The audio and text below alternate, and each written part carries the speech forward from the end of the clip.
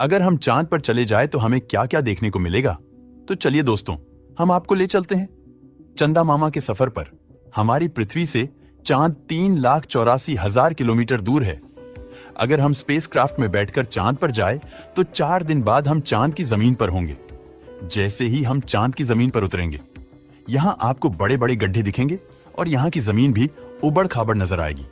जैसे ही आप चांद की जमीन से ऊपर की ओर देखेंगे तो आपको दिखाई देगा एक खूबसूरत ग्रह। ये वही ग्रह है जहां से आप आए थे। जी हां, ये हमारा अपना ग्रह पृथ्वी है। चांद से पृथ्वी की ओर देखने पर पृथ्वी अपने धरी पर घूमती हुई नजर आएगी, लेकिन आपको ये एक ही जगह दिखाई देती रहेंगी। अगर आप चांद पर खड़े होकर पृथ्वी को कई सालों तक देखते रहें तो भी ये अपनी जगह से टस से मस भी नहीं होगी, अर्थात एक ही जगह स्थिर दिखाई देगी। अगर बात करें चांद के गुरुत्वाकर्षण की तो ये पृथ्वी के मुकाबले 6 गुना कम है, यानी चांद पर जाने के बाद हमारे वजन में 6 गुना की कमी आ जाएगी। अगर आपका वजन 60 किलो है तो चांद की जमीन पर उतरते ही आपका वजन 10 किलो रह जाएगा। और अब आप चांद पर उतर चुके हैं तो यहाँ आप खुद को काफी हल्का महसूस कर रहे होंगे। अब यहाँ पर आप आसानी से इधर उधर उछल सकते हैं। यही कारण है जब चांद पर कदम रखने वाले पहले व्यक्ति नील आर्मस्ट्रांग चांद पर चल रहे थे, तब वो उछल उछल कर चल रहे थे। चांद पर अब तक जितने भी लोग गए हैं उन सभी के कदमों के निशान चांद पर आज भी मौजूद हैं, क्योंकि चांद पर हवा और पानी न होने के कारण वे निशान जैसे के तैसे रहेंगे। अब आप चांद पर उछल उछल कर थोड़ा आगे जाएंगे और इधर उधर देखेंगे तो आपको इंसानों के कारनामे नजर आएंगे। यहाँ आपको कचरा बैग पेपर टूटे हुए स्पेसक्राफ्ट के टुकड़े खराब पड़ी सैटेलाइट देखने को मिलेंगे। यहाँ पर यह सारा कचरा इंसानों की ही देन है। इस कचरे की मात्रा इतनी है कि 5 ट्रक आराम से भरे जा सकते हैं। अब आप बहुत देर से चांद की जमीन पर खड़े हैं तो यहाँ आपको सबसे ज्यादा खतरा आसमानी मौत का है। जी हाँ, आसमान से आने वाली मौत। जैसा कि आप सभी जानते हैं, चांद पर खुद का कोई वायुमंडल मौजूद नहीं है। वायुमंडल की कमी के कारण यहाँ पर रहने वाले लोगों के लिए आसमान से आने वाले उल्का पिंडों का डर हमेशा बना रहता है। यानी आप चांद पर खड़े हैं और पता नहीं कब कोई बड़ा पत्थर आसमान से आकर आपको मौत का शिकार बना देगा। इन पत्थरों के गिरने के कारण ही चांद पर बड़े बड़े गड्ढे दिखाई देते हैं। जब भी हम पृथ्वी से चांद की तरफ देखते हैं तो हमें चांद पर काले काले धब्बे दिखाई देते हैं। असल में वो कोई धब्बे नहीं बल्कि गहरे गड्ढे हैं, और ये इतने गहरे हैं कि यहाँ सूरज की रोशनी भी नहीं पहुंच पाती।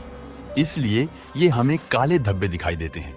जब हम पृथ्वी से आसमान की तरफ देखते हैं तो हमें आसमान नीला दिखाई देता है, लेकिन अब आप चांद से आसमान की ओर देखिए, यहां से आपको आसमान काला दिखाई देगा। यानी जब भी आप चांद से आसमान की ओर देखोगे तो आपको लगेगा कि आप भयंकर डरावने काले आसमान की दुनिया में आ गए हैं। अब आप बहुत देर से चांद पर खड़े हैं और यहां आपको देखने के लिए कुछ नहीं बचा, और अब आप यहां बोरिंग सा फील कर रहे हैं। तो रुकिए, भला हम आपको चांद पर बोर कैसे होने देंगे। अब आप अपना मोबाइल निकालिए और इंटरनेट का मजा लीजिए। और हाँ, हम मजाक नहीं कर रहे। अमेरिकी अंतरिक्ष एजेंसी नासा ने चांद पर वाईफाई की सुविधा उपलब्ध करवा के अपने नाम एक वर्ल्ड रिकॉर्ड बना लिया है चांद का। ये वाईफाई 19 Mbps तक की स्पीड देता है। अब आपका मन करेगा अपने दोस्तों और घर वालों से बात करने का। आपने पृथ्वी पर फोन मिलाया और फोन लग भी गया, लेकिन ये क्या आप लगातार बोले जा रहे हैं, लेकिन आपकी आवाज तो मुंह से बाहर ही नहीं जा पा रही है। जी हाँ, ये सच है, क्योंकि चांद पर वायुमंडल ही नहीं है, इसलिए यहाँ पर आवाज का मूवमेंट सामान्य रूप से संभव नहीं है। लेकिन चंद्रमा पर जाने वाले एस्ट्रोनॉट प्रेशराइज्ड स्पेस सूट पहनकर जाते हैं। इस सूट में ऑक्सीजन और नाइट्रोजन भरकर कृत्रिम रूप से वायुमंडलीय दबाव बनाया जाता है, और इस तरह के स्पेस सूट में एक माइक्रोफोन भी लगा रहता है, जिसकी सहायता से एस्ट्रोनॉट किसी से भी बात कर सकते हैं। चांद पर सफर करने के लिए आपको यहाँ के दिन और रात के बारे में अच्छे से जानना आवश्यक है।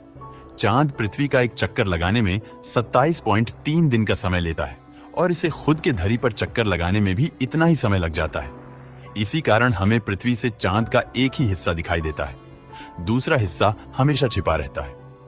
चांद का एक दिन करीब 14 दिन का होता है और रात भी इतनी ही लंबी होती है। इसी कारण चांद पर मौजूद सभी वस्तुओं पर दिन और रात का बहुत गहरा प्रभाव पड़ता है।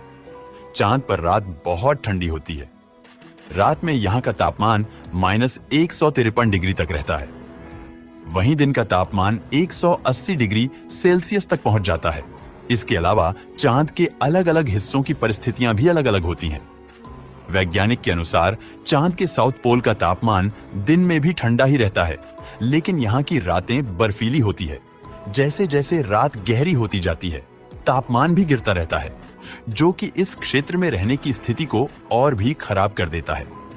इन्हीं खराब परिस्थितियों के कारण चांद पर अब तक जितने भी एस्ट्रोनॉट गए हैं, वह सब नॉर्थ पोल पर ही गए हैं।